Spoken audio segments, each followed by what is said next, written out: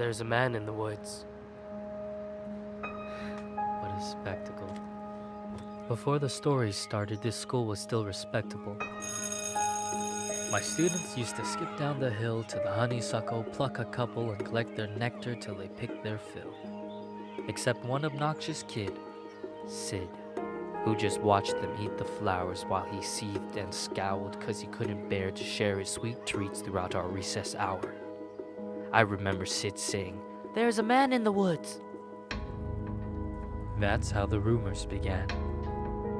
Of course, Sid had spotted him first.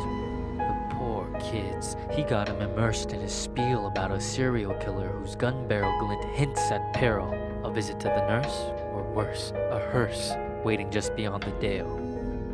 The children saw him everywhere. "Look, over there!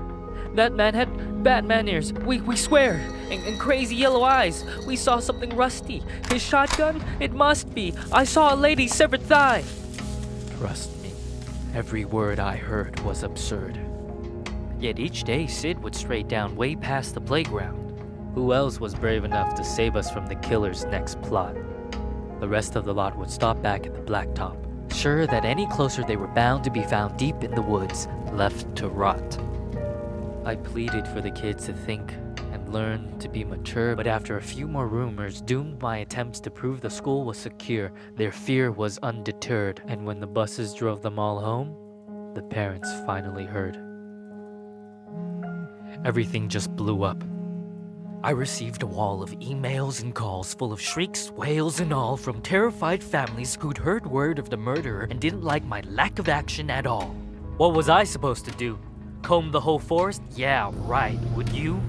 That means I didn't care? That's not fair. The stories that were you weren't true. Of course I would feel regret had there been a real threat and I ignored it, and some poor kid got kidnapped while the kids were napping. But you couldn't admit that your good little kid would formulate a fib, so you ignored what I said. Your little angels could never cook up such incredible creations. An overactive imagination maybe, but my kid could never lie.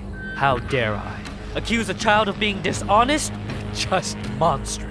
The parents were displeased, and when the PTA took action, they dismissed me from the classroom. Like they knew what was best for their kids. Do you know how difficult it is to get a job when a bitter mom slanders your rep with child neglect from the outset? Now who's in control of your classes? Single file lines? Single file lines. Little vile swine, a killer by the pines. Really? Are you blind? Will you find your spines? Sid, a child decides to fill our minds with lies, and the next thing you see is people treating me like I've committed crimes. I was in my prime. Those kids were lucky to have me. Do you see what you did? But I can play along.